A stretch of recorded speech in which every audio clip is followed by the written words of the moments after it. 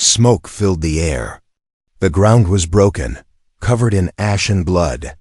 The war between humans and the Drakari had ended just hours ago. But the silence that followed was even more terrifying than the battle itself. Sergeant Jared Cole, a human soldier, walked carefully across the battlefield. His boots crushed pieces of metal, broken weapons, and burnt uniforms. He held his blaster tightly. Even after victory, danger still hid in the shadows. He checked one body after another human, and alien, making sure none were still alive to surprise him. His team had moved forward. He stayed behind to search for supplies and survivors. Then he heard something, a faint sound. A groan, not a human voice. Jared quickly turned, pointing his blaster. His heart beat faster. He moved slowly toward the sound behind a half-destroyed alien drop pod. Smoke poured from it. The groaning got louder. There, on the ground, was a Drakari warrior. She was tall, even while lying down. Her armor was cracked. Her long silver hair was dirty with blood and dust. A long wound stretched across her side, glowing faintly blue. Her skin was pale purple, and her eyes, though weak, were glowing softly in the darkness. Jared aimed his weapon at her head. She opened her eyes fully. Her gaze met his. "Just stay down," he warned. "You move, I shoot." To his surprise, she didn't move. In fact, she tried to raise her arms, then slowly lowered them. She looked weak, too weak to fight, but what she said next shocked him more than her silence. With trembling lips, in broken English, she whispered, "Don't kill me, human. I'll warm your bed." Jared blinked. Did he hear her right? The alien warrior just offered to be his bed warmer? She looked at him with no pride, no arrogance, only pain and desperation. He lowered his weapon just a little. "You're not serious," he said, unsure if it was some kind of alien trick. Her breathing was shallow now. Her body trembled. She tried to push herself up on one elbow, failed, and collapsed. Again. "I am alone. No clan. No family," she whispered. Left behind, Jared looked around. There were no other Drakari nearby. Her people had abandoned her. Maybe they thought she was dead. Maybe they didn't care. He should kill her. That's what his orders said, no survivors. The Drakari had burned cities, destroyed colonies, killed his friends. And yet, this warrior didn't look like a monster. She looked broken, like a discarded weapon. He stared at her for a long moment. "Can you walk?" he asked. She didn't answer. She passed out. Jared swore under his breath. Then, against every rule, every order, he slung his weapon over his back, bent down, and lifted her. She was heavier than she looked, but he carried her. Back at the human forward camp, no one noticed him slipping into the supply tent. It was temporary, made of strong cloth and metal poles. Jared laid the alien woman on an old blanket in the corner. He locked the flap from inside. He poured water into a cup and returned to her. Her eyes blinked open again. "Drink," he said, holding the cup to her lips. She drank slowly, her eyes locked on his. Then she whispered, "You should have killed me." Jared looked at her seriously. "Maybe, but I didn't." She coughed lightly and asked, "Why?" He didn't answer right away, then said, "I don't know." Maybe it was the way she looked at him, not like an enemy, not like a soldier, just like someone afraid and tired. "What's your name?" he asked. She hesitated. "Kyra, I'm Jared." She gave a weak nod. "Thank you, Jared." He sat beside her, back against the tent wall. He kept his blaster near, just in case. But something inside him said she wouldn't attack. Not now, maybe not ever. Outside, the human soldiers laughed and celebrated their victory.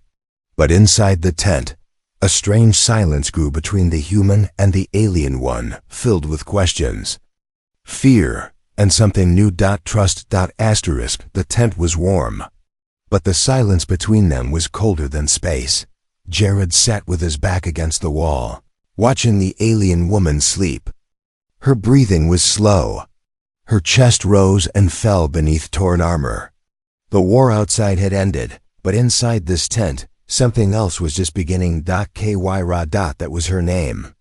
A Drakari warrior, his enemy, yet now she was under his care. She had offered to warm his bed. Maybe it was just a survival trick. Maybe it meant something else in her culture. Jared didn't know. But her eyes, those glowing violet eyes, hadn't looked seductive. They had looked afraid. Jared leaned forward. Kyra? She opened her eyes slowly, weak but alert. Still. Here, she whispered. You're my prisoner, he said flatly, testing her. But she only gave a tired smile. Then I am lucky to be your prisoner. Jared frowned. You're not afraid? I am. She tried to sit up. He helped her. But not of you. Before Jared could ask what that meant, there was a sudden knock on the tent pole. He froze. Cole, you in there? Came a voice. It was his commanding officer, Captain Ruiz. Kara's eyes went wide. She reached for a small blade on her leg gun. No, Jared whispered quickly. Stay down. Don't make a sound. He stood, heart pounding, and unzipped the flap a little. Yeah, I'm here. Captain Ruiz peered in. We're doing a body count. You didn't report. Everything all right? Jared forced a calm smile. Yeah, just cleaning up my gear. Long day. Ruiz narrowed his eyes. You okay? You look tense. Just tired, sir. I'll be out in 5, Ruiz grunted. All right. No slacking off, Cole. And watch out, we've had reports of wounded Drakari still crawling around. Jared nodded. Got it. The flap zipped closed. Kara exhaled slowly. You lied for me. Jared turned to her. Don't make me regret it. She tilted her head. Why do you help? Me, Jared? He didn't answer. He didn't know the answer. Not yet. Later that night, the desert wind howled outside the tent. The war zone was quiet, but not peaceful. Jared gave her water and one of his own ration bars. She ate slowly, careful, always watching him with sharp eyes. He studied her face. There were marks, faint scars. Not just from war, but from pain. From life. Tell me something, he said. What did you mean when you said, I'll warm your bed? Kyra stopped chewing. Then looked away. It was not what you think. Then explain. In my clan, when a warrior is defeated and they know they will die, they offer their warmth, not for pleasure, for mercy. Jared was quiet. She continued. It means I am no threat. I surrender my pride, my blade, my body, to your kindness. He was speechless. She hadn't been begging for pleasure. She was surrendering her will to survive. And yet, he said softly, you're still a warrior. She gave a sad nod. Not anymore. A moment of silence passed. Then her voice turned sharp. Will you kill me, now that you know? No, Jared said. She looked at him carefully. Then, what am I to you? He didn't know what to say, but before he could answer, a strange sound buzzed in the distance. Both of them turned toward the flap. It was faint like a mechanical hum. Kyra whispered, that sound, it's a tracker drone. Jared's blood ran cold. They're looking for survivors. She nodded. My people. They will kill me. If they find me alive. But why? I failed. I did not die in battle. In their eyes, I'm a shame. Jared grabbed his blaster. Then we're not staying here. He helped her up. She could barely stand, leaning heavily on him. We leave now, he said, before someone else finds you. Why? She asked again. Why do this for me? He looked at her, really looked, and said, because I'm not like them, and maybe neither are you. Asterisk cliffhanger ending. Outside the tent, unseen in the darkness, a small flying drone blinked red. It had scanned the camp. and it had found a heat signature that didn't match any human soldier. It flew silently into the night, transmitting one simple message: Drakari warrior alive. Target confirmed. Asterisk, she screamed in her sleep. Jared jumped up. His blaster half-dash raised. Kyra twisted on the thin blanket, her face full of fear. Her lips moved fast in her own alien language. Sweat dripped down her purple skin. He dropped the weapon and rushed to her side. Kyra, wake up, you're dreaming. But she didn't hear him. She gasped again, this time louder, a sharp cry that filled the tent.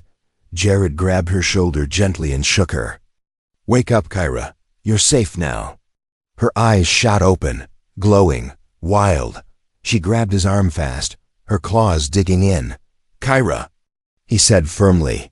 It's me, Jared. Her hand trembled. Slowly, she let go.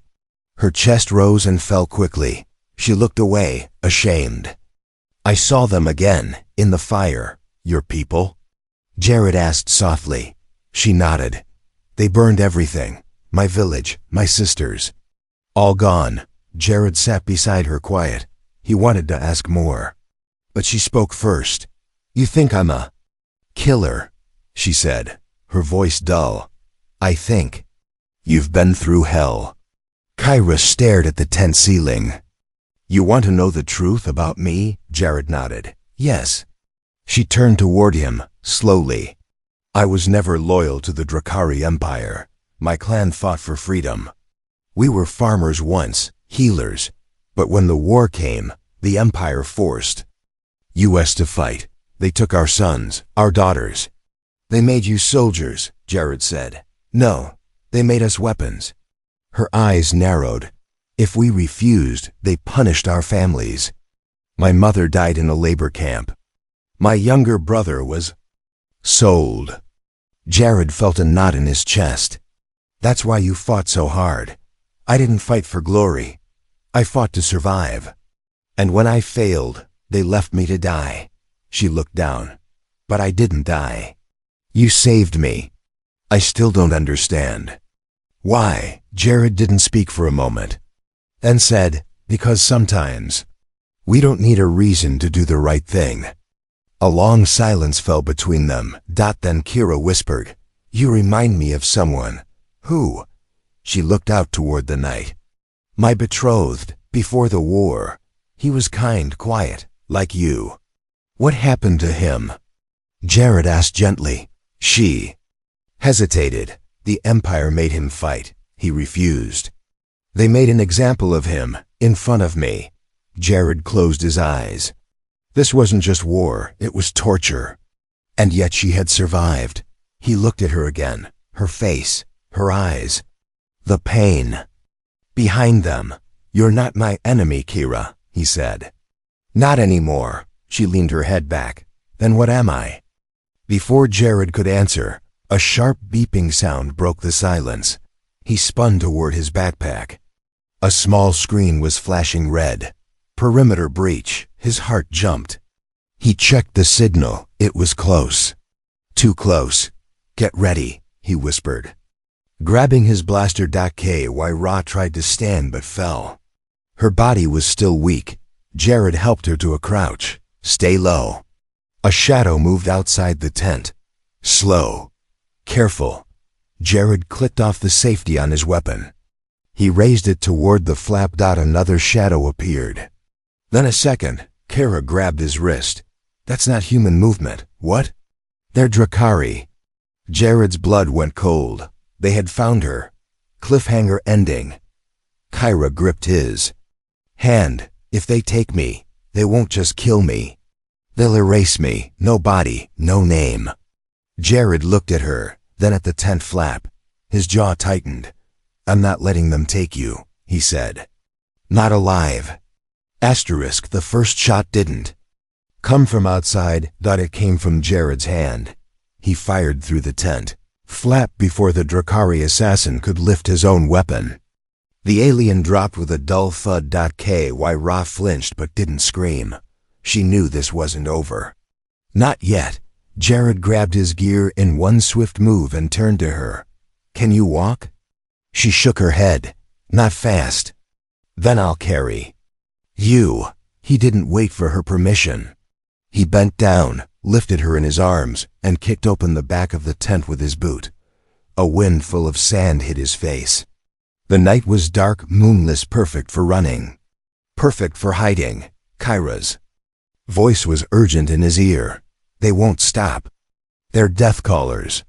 Once sent, they don't return unless I'm dead. Then we don't give them what they want. He ran. The camp was quiet. Soldiers slept in their tents, unaware that a silent war was unfolding in the shadows. Jared moved like a ghost between supply crates and broken vehicles. He spotted the transport lot ahead. One speeder dash, bike. Fast. Loud. Ex-military. It would have to do. He placed Kyra gently on the ground behind a steel barrier. Stay here. 2 minutes. She grabbed his arm. Don't leave me. He looked into her glowing eyes. I won't. He sprinted for the bike. As he reached the control panel, another shot cracked the air. A blaster beam burned past his head and struck a barrel nearby. Boom sparks flew. Drakari hunters were here. Jared dove behind the bike, returned fire, and hit one attacker square in the chest. The second moved too fast and disappeared behind shadows. Come on, Jared muttered, rewiring the bike. The ignition sparked. It roared to life. He ran back to Kyra, lifted her again, and swung onto the bike. Hold on. Her arms wrapped around his waist. Weak but steady. The bike lifted off the ground. They shot forward. The desert opened before them, black and endless. Sand flew in every direction as the speeder bike raced across the night.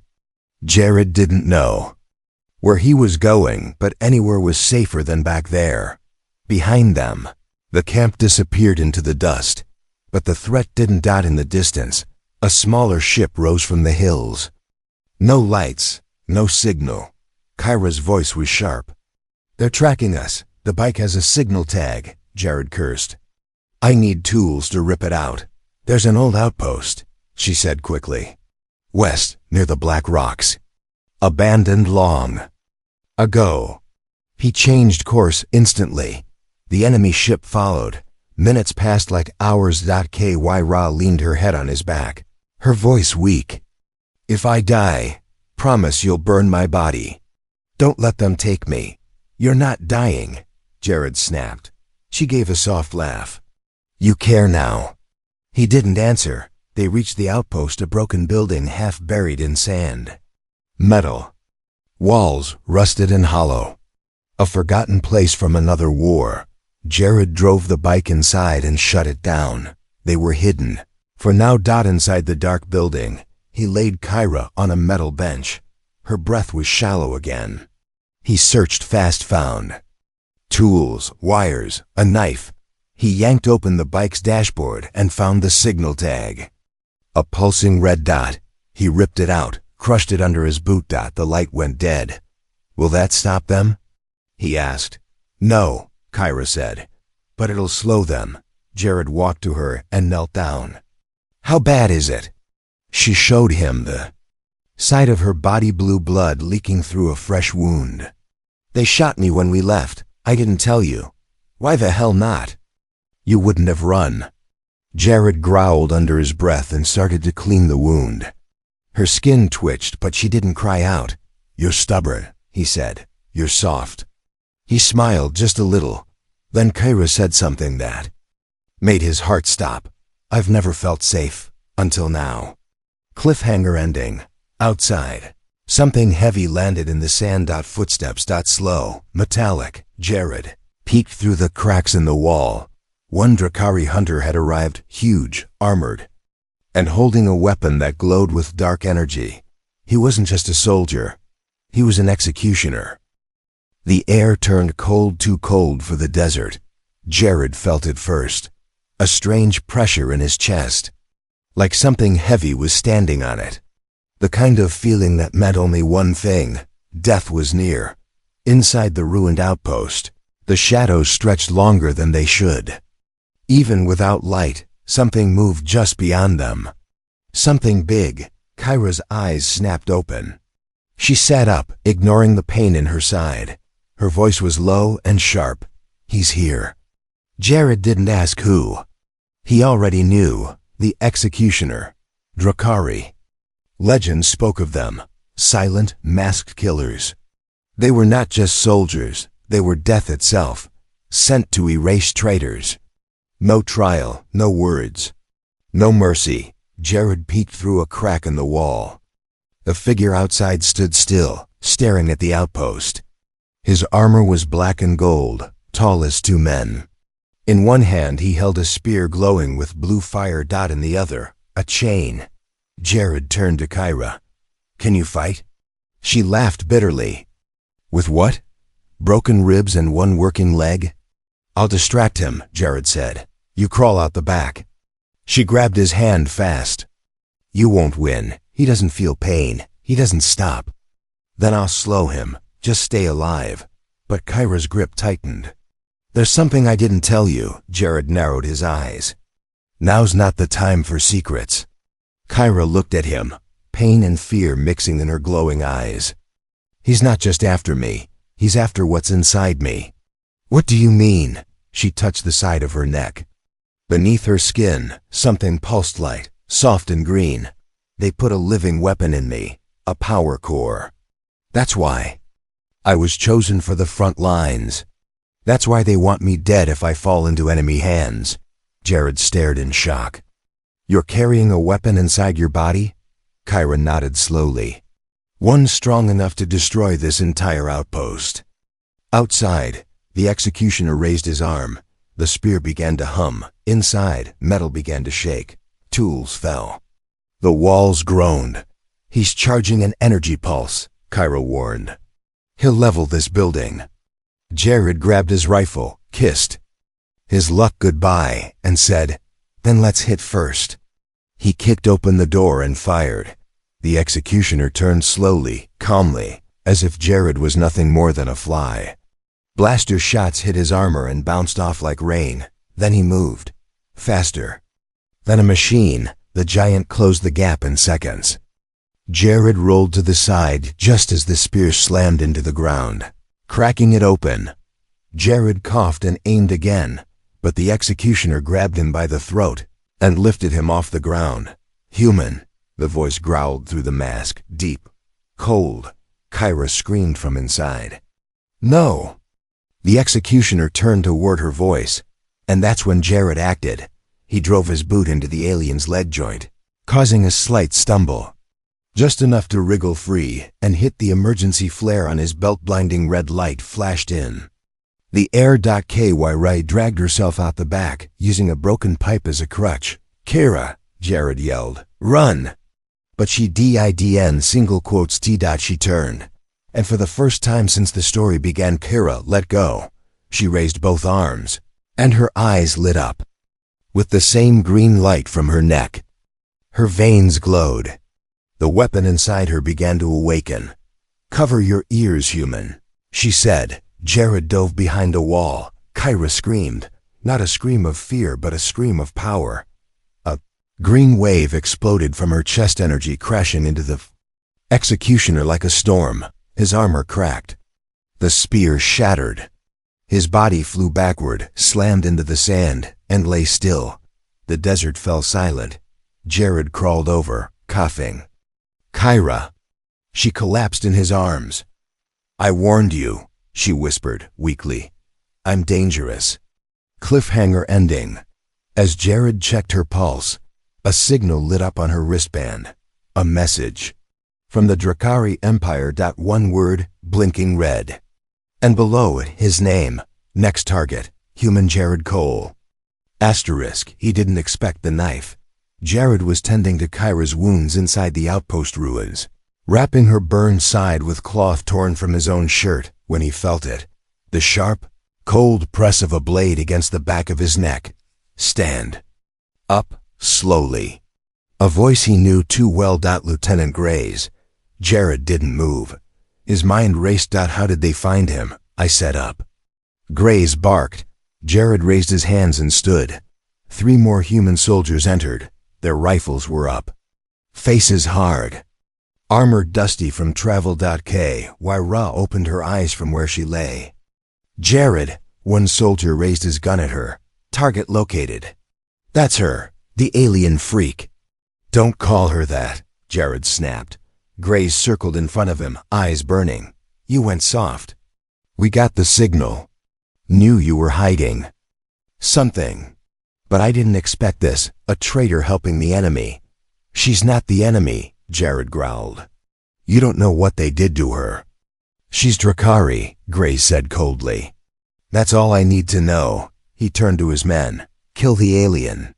Bring the traitor in alive. Kyra struggled to sit up. Jared's body moved before his mind did. He grabbed Grays's wrist, twisted the knife away, and slammed his elbow into the lieutenant's jaw. A gunshot rang out. Missed. Get down.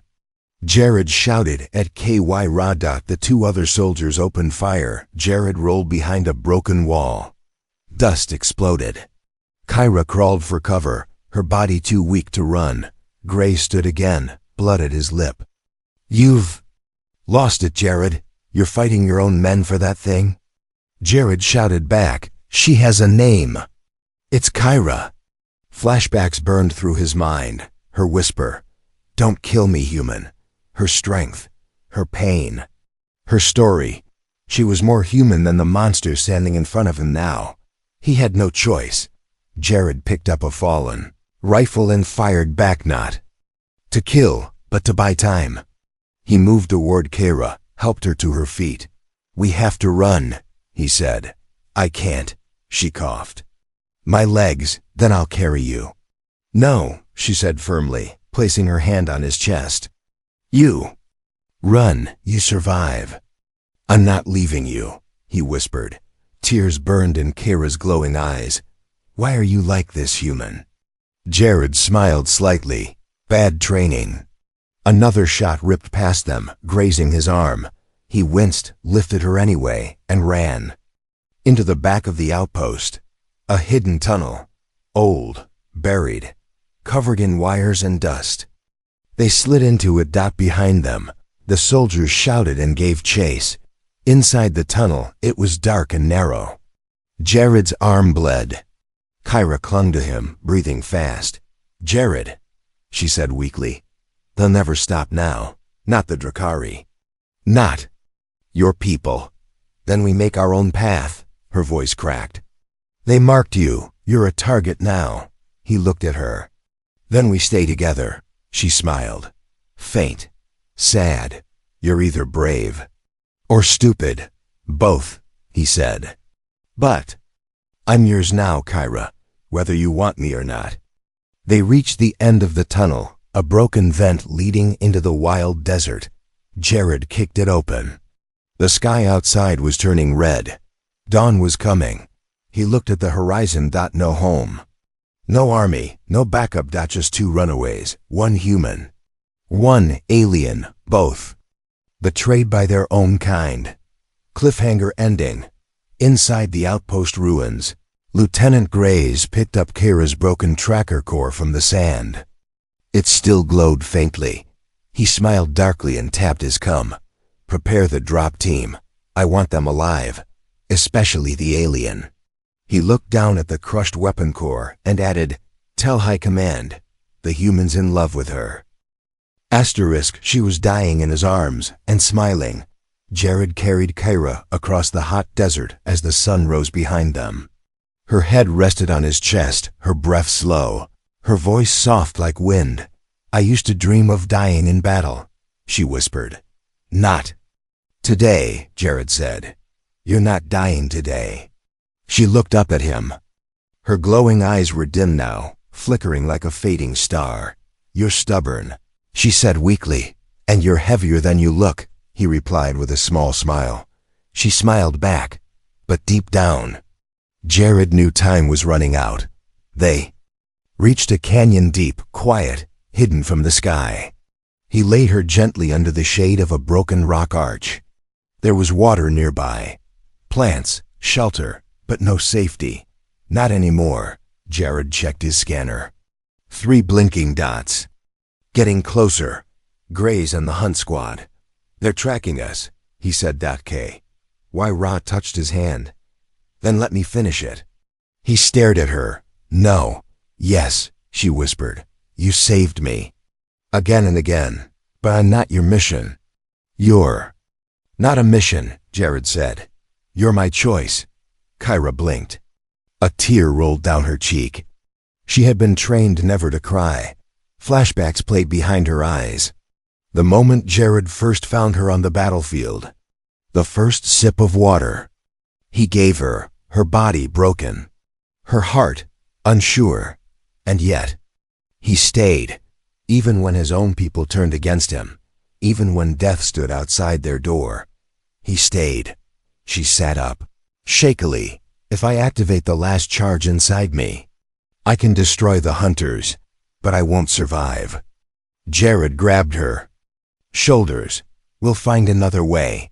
There is no other way. There's us, he said. That has to mean something. Her lip trembled. It does. A moment passed between them. Not of words, but of something deeper. Something real. She leaned forward and touched her forehead to his dr a kari tradition. A final bond. I choose you, human, she whispered. Even if it's only for one more day. No, he said. For all the days that come after. The sound of engines roared above. 3 dropships.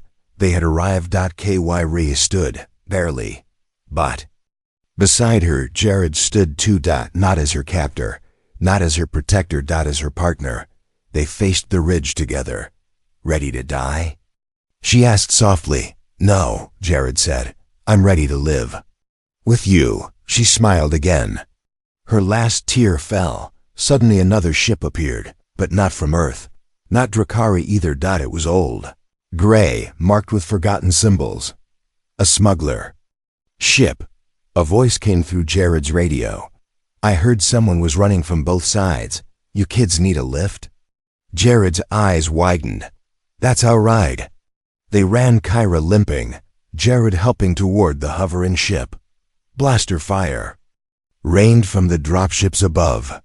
Rocks exploded behind them. But they didn't stop. The smuggler opened the hatch. They jumped in just as the canyon behind them was lit with fire. The hatch closed. They collapsed on the floor, holding hands, breathing hard. The pilot, a lizard-like alien, grinned. You two look like trouble. Jared nodded. The best kind. Kyra turned her head to him, barely conscious now. He held her close. You're safe, he said. We're safe. Final scene. Weeks later, on a quiet green moon far from war. Jared walked through tall grass carrying fruit in one hand. Kyra sat under a tree, reading an old human book. She had scars, but she smiled now. She looked up as Jared sat beside her. No one's chasing us, he said.